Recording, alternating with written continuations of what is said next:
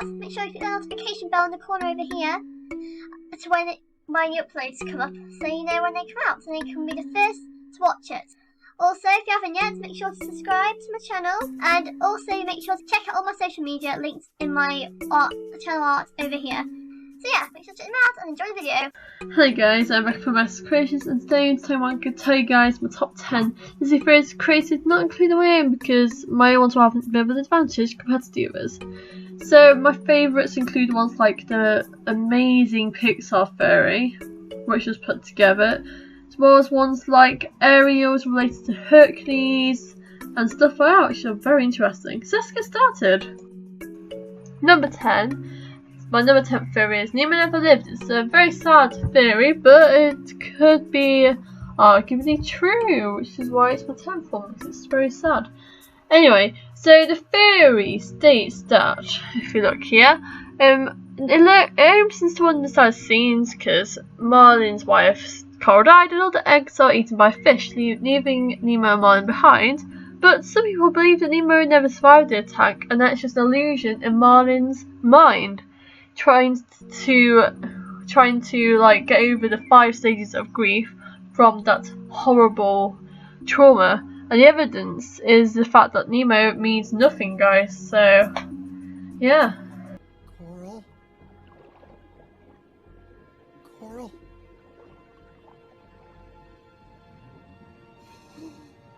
If you wonder what the 5 stages of grief actually are, well, this is what they are. So denial is in this case Marlin not wanting Nemo to go to school. Anger is yelling at Nemo when he swims out too far. Bargaining is his entire journey across the ocean. Despair is seeing Nemo flushed down the drain. And acceptance is that he finally learns to let go of the past. He finally learns that everyone's died and he just has to live with that fact now. It's sad, isn't it? Real sad. So yeah, that is my number 10th one, guys. Where do you guys put this theory? Say in the comments below. Time for number 9. Number 9 is that Coral died. It's depressing, but when you look at it, it could totally be true. And evidence for this, oh my gosh. But the evidence for this is that it says in the first few minutes of Up, this is already evidence, this is what the theory is. It says in the first few minutes of Up, there's a huge dose of reality. And then one explanation for that depression with all that weird adventure, like flying houses and talking dogs, like all the magical elements. The one explanation for all of that could have been that Carl actually passed away the nights before he was going to be taken to Shady Oaks. Then the movie just follows his journey into the afterlife. Yeah, so after that really sad scene, it just goes crazy, like Cole's life turns upside down because he's literally going into afterlife, so it just makes the movie 10 times sadder than it already is. But yeah, I would have definitely explained the talking dogs and the flying house and all that craziness. Okay, so number 8 is Bing Bong is actually a monster from Monsters Inc. So remember this imaginary friend from Inside Out who suddenly dies? Yeah, he went to Monsters Inc. So he worked there, and the evidence for this is, or the theory itself states that the Inside Out gives an illusion of Bing Bong stuff. So it shows that Bing Bong sacrificed herself to drug stay Riley. Even though it was, yeah, so it's like pretty necessary that as well. But the theory is that the maybe isn't as sad as it seems, because many people think that Bing Bong is actually a monster from Monster Inc. world, who used to visit Riley when she was younger, like in Boo's age, much like Sunny used to. And now, because Riley grown up, she still has a memory of him. But yeah, so basically it states that Bing Bong visited her and he was her monster. Then after he visited her that 1 or 2 times, or for that time period, as soon as he goes, she still has a memory of him. But even though that memory of him, so he was her imaginary friend, even though that memory of him is gone, the real life Bing Bong hasn't actually died, just the imaginary one. So there you go. On the happy note, Bing Bong didn't die. He's actually a real life monster in the monster universe, and he's just an imaginary friend to Riley. Hey! Happy notes. Now it's time for theory number 7 on my list, which isn't Pixar related, guys. Okay, my 7th favourite theory is that Ariel's mum was actually murdered by Captain Hook from Peter Pan. So the theory states that the mermaids from Peter Pan were all afraid of Captain Hook. Most of them, pretty much all of them, but one mermaid in particular looks very like she's a spitting image of Ariel's mum Athena, who is shown in the prequel to Little Mermaid called Ariel's Beginning. So we can all assume that Captain Hook killed Ariel's mother because all the mermaids are afraid of him, and then that big boat comes along, smash, kill Athena. So we can just assume that it was Captain Hook, because Captain Hook is that mean, and everyone was afraid of Captain Hook, and that mermaid looks like the same as Athena. So evidence is evidence, and I believe the evidence. So yeah, what do you guys think though? Do you think Captain Hook killed Ariel's mom? What do you think? Say in the comments below. Anyway, it's time to go on to number 6. Number 6. Ariel and Hercules are cousins, guys. This theory is awesome. Like, it connects two Disney worlds mythologically together. Anyway, so the theory states that if anyone that studies Greek mythology will realise how two Disney characters are related. In Little Mermaid, Ariel's father is King Triton, who in Greek mythology is Poseidon, god of the sea, making Poseidon Ariel's grandfather. And then Greek mythology also takes that Poseidon is Zeus' brother, who in Greek mythology and Hercules is Hercules' father. And then this means, in conclusion, that King Triton and Hercules are first cousins, making Ariel and Hercules' first cousins once removed. Guys, blow my head. OMG. two Disney characters in like the same family tree with so much evidence. OMG. So, what do you guys think about this theory? Do you think it'd be true? Say in the comments below. Time to go for number 5. My 5th favourite theory is that Jane's descendant from Belle, guys. OMG, there's so much evidence for this, and this is so believable. So, the theory is that Jane and Belle don't only look alike, because look at similarities, they both have brown hair. Doing differences, both one has blue eyes, one has brown, but that's like hardly a difference. And they both love to wear the colour yellow as well. As well as this, in the middle of the film in Tarzan, Turk is drumming on a teapot set as shown here. And then the pot looks very familiar, it looks very much like Mrs. Potts. And then maybe even one of the teacups have the small chip. Yep, one of them do. So this could mean that there was a heirloom passed down, like they think that the heirloom was Mrs. Potts and Chips, like a little object still, and it was passed down from the great grandma Belle, something like that. And then this whole thing kind of explains why Jane's it does explain why Jane knows how to connect with people that are on the wild side. There's wilder guys. So Belle's was into beasts, and he's furry and don't understand him. And same with Tarzan and Jane. Jane's son's Tarzan, who's a bit of an animal. And so Beast is a literal animal, and Tarzan is like interpreted as like an animal. So that is like, what? And as well as this, both their fathers look strangely alike. Mind blown. That is one word. What?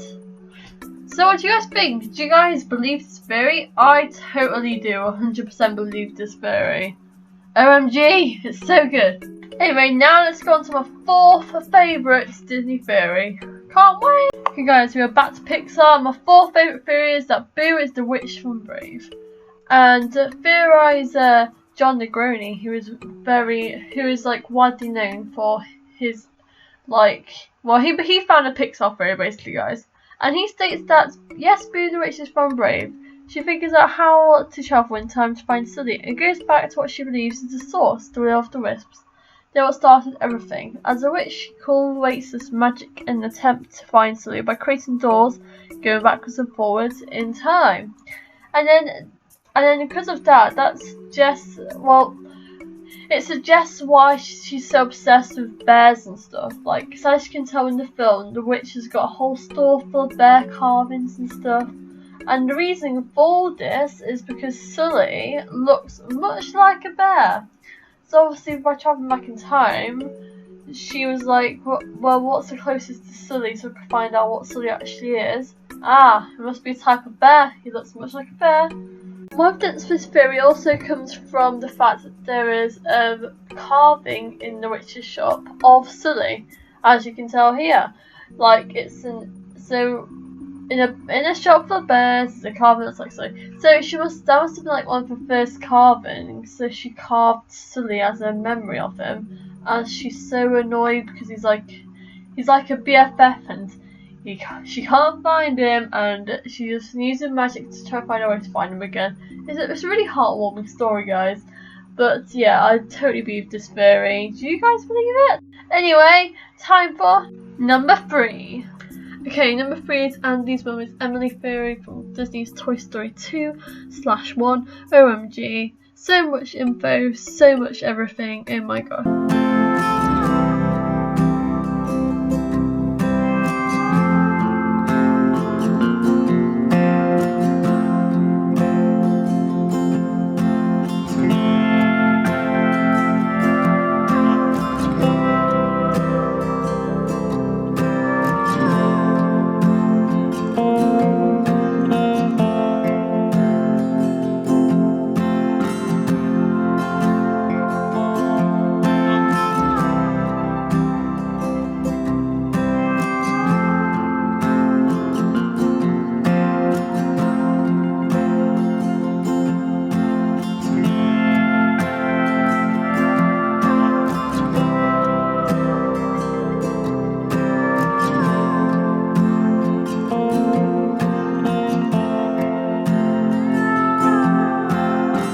Behind this, the same guy who invented the Pixar theory, and I've always mentioned in watching a video called John Negroni, put a post up on the internet about this, and this is how he explained it.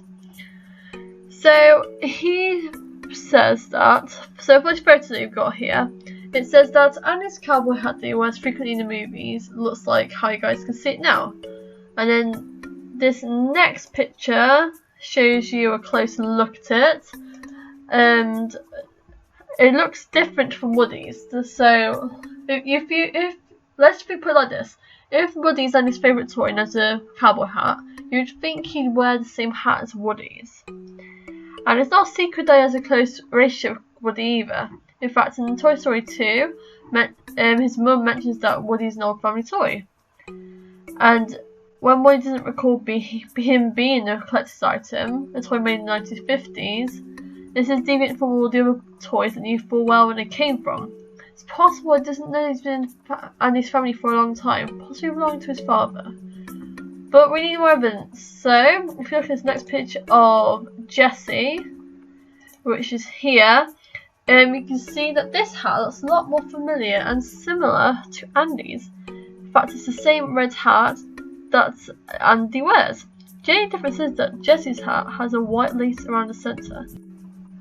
But if you look at Andy's hat again, you can see that there's a faded mark where the lace should be.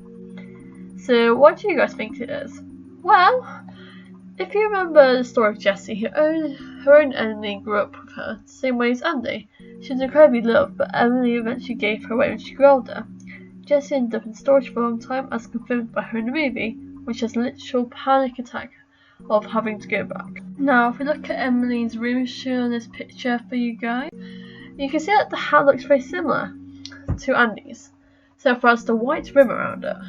The room is also pretty old fashioned, leaving room for this to take place years before Andy was born. The only difference between the hat that Emily wears for its sequence and Andy's hat is the extra white lace, which I've already mentioned, guys, which goes around the centre, And that is visibly missing from Auntie's hat. Otherwise, the hats are literally identical. Like, honestly guys, literally. Also, in the donation box that Emily puts Jessie in, we don't see the hat. We only see Jessie. We do see the other remnants of her connection with Jessie, just not the hat. The box isn't even big enough to put the hat in. So Emily held on to that and possibly passed on to a child who grew up to also love a cowboy doll. Do you get it, guys? We're getting there now. We don't get a close-up of Emily, but she does have light urban hair as a teenager and it's very short, which I'm going to show you guys now. Yep. And then if you look at Andy's mum here, Andy's mum also has very short hair, which is a similar colour and everything like Emily's. In fact, the middle picture is the closest colour we see when Emily is young, but it's perfectly reasonable to presume her hair lightened as she aged, which is clearly obvious in these photos. So here's what we know for sure, guys. So we know the first name for Andy's mum, but we don't know Emily's last name. We know that Andy's hat and Emily's hat are the same. We know that Emily's old enough to be Andy's mum, and we know that Pixar are capable of sneaking this in without being overt over it. Now, we were wondering how the two characters could be the same if Emily was willing to give up Jessie so easily, while Andy was far more hesitant. Actually, the scenarios are quite similar.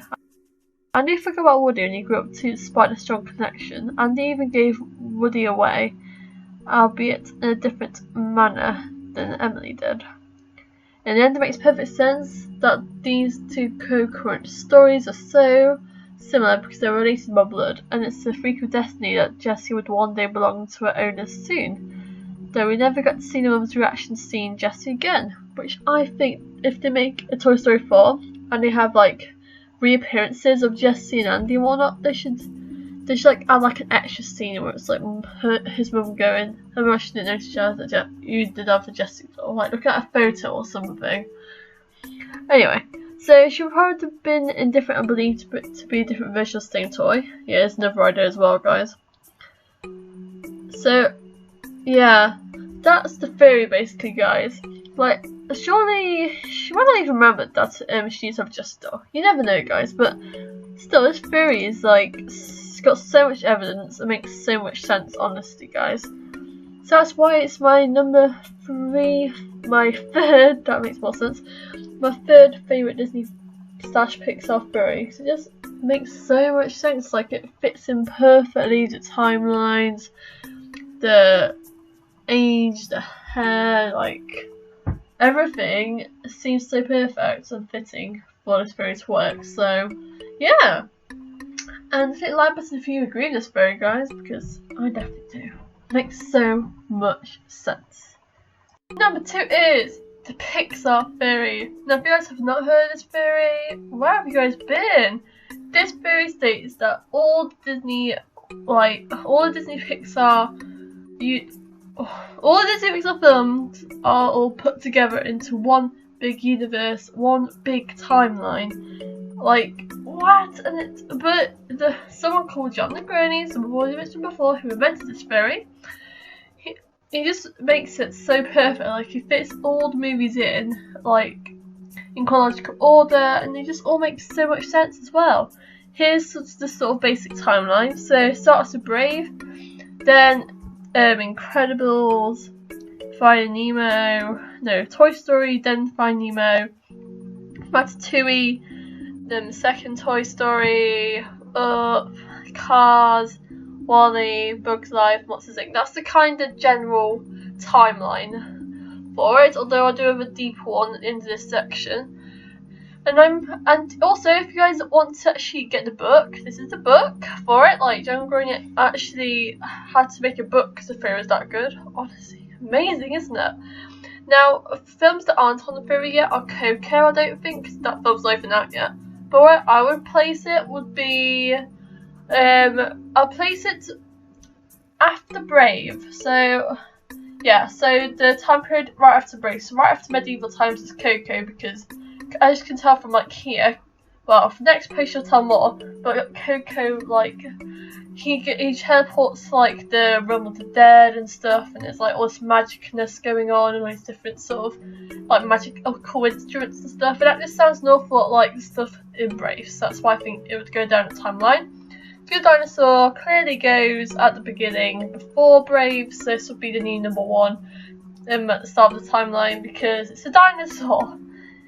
It's self-explanatory, really, from the word dinosaur. And a human that acts like a dog, so this is definitely number 1. However, the movie does show some intelligence starting in animals, which is quite good.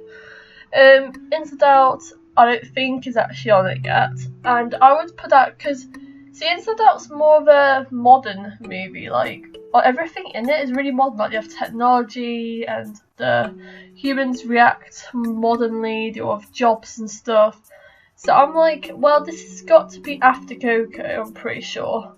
So I'm going, because there's like no use of magic in this film other than in her actual brain. So I'm saying, Riley, your family, Inside Out, that goes after Coco on the timeline. So Good Dinosaur, Brave, Coco, Inside Out, and all the rest. Finding Dory, I think this one does actually have a spot on the timeline. I think, I can't remember when John McCartney put it, but I'm pretty sure it's right after Finding Nemo. So like Finding Nemo, then Finding Dory, and then it would be Ratatouille or whatever was after that was. So yeah, Finding Dory would go there. However, as you can tell from this picture, Finding Dory develops the idea of pollution and stuff from Finding Nemo. Cars 3 obviously is on there either yet, and my only theory where Cars 3 would go, I would say after Cars 2. Because in a minute you'll see a deeper timeline. Cars 3 would go afterwards. Because self-explanatory really, it goes like in chronological order of how the Cars world is developing and changing and stuff. So that'd make the most sense, guys. And here is the detailed timeline here. So I recorded this basically, guys, with no sound, just so I can explain it quickly here, or else it would make this video super long. So as you can tell, Brave is at the beginning, then The Incredibles, there's just a timeline in more detail. But guys, if you guys want to find this timeline and read it for yourselves in more detail, then I'll put the website in the link in the description box below. Now, I'm not sure if this is the official one. This is the one I came across on it was called pixartheory.com, so I thought, okay, this is probably the right one, so yeah, I'll definitely link it to you guys in the description box below. So as you can tell, if you can read fast, you can probably read what it says as well. It's explaining how the creatures are developing and the humans are developing to the point where the machines and like toys and stuff take over the universe after the humans are sent up to the Astrium in space, which is from WALL-E, which you will see in a minute from the Cars one. Yeah, the Astrium. So if you can read quickly, it basically says that the humans lost the war to the Cars, and the humans were sent up to the Axiom, and then the Cars developed the universe that humans did live in to fit Cars. Then obviously in WALL-E, you guys know the story. Humans are gone, and robots left, and then Bugs Life is just basically the development of bugs instead of robots. And then Monsters University here and Monsters Inc. is like way in the future, but it shows how the monsters have to even teleport to find the humans. A great example here of the Caravan, guys. Obviously you guys can read all of that in more detail, and when I'll link it in the description box for you guys to check out for yourselves. Either way though, guys, this theory is absolutely amazing. It blew my mind in my brain so much. That's why it is at number 2. Now you guys might be confused. What would be number 1? Like what would beat this theory? Well, you guys have to wait and see. Number 1, guys, here you go. Okay, number 1 is what really happened to Anna and Elsa's parents. This is such an amazing theory. So the theory states that Anna and Elsa's parents were going to Rapunzel's wedding when they went onto the ship, because her mum and Rapunzel's mum are sisters. I was about to say cousins for a second. Sisters. And where the Tangled comes in is because there's actually a cameo of Rapunzel in Frozen, a really obvious one as well.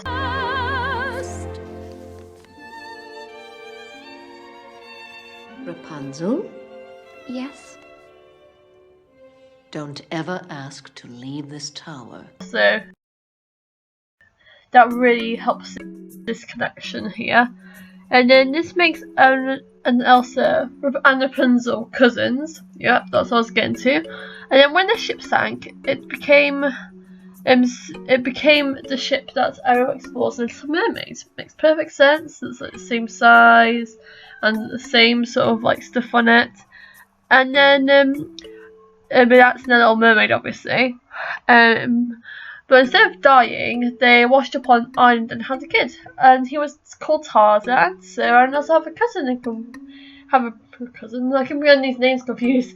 And they have a brother, in conclusion, called Tarzan, and that is really epic. I mean, some people don't think the parents look the same, but I think if it's like a long time out in the sea and stuff, it is possible that someone could have got a big mustachio and the lady could have got some longer hair. But yeah, it makes perfect sense, guys. And this blow-minding theory concludes my video. So I hope you enjoyed it. Tell me in the comments below what your favourite theory is from my list, or just in general. And I'd love to hear them, of course. And remember to click the like button if you love Disney theories. See you real soon, guys. Bye. If you want to see more of my channel outside of YouTube, make sure to follow my Instagram from my YouTube channel called Rebecca's Creations _YouTube, where you can find exclusive drawings and behind the scenes which aren't shown in my videos. I also have a special SumSum account dedicated to all my SumSums, so you can see all of them, where I do challenges and all sorts, including SumSum of the Week. And finally, if you want to see my channel from a different view, on Twitter, where you get updated every time a new video comes out, be sure to follow my channel on there as well, called Creations_Becca. Creations Becca, just search for that.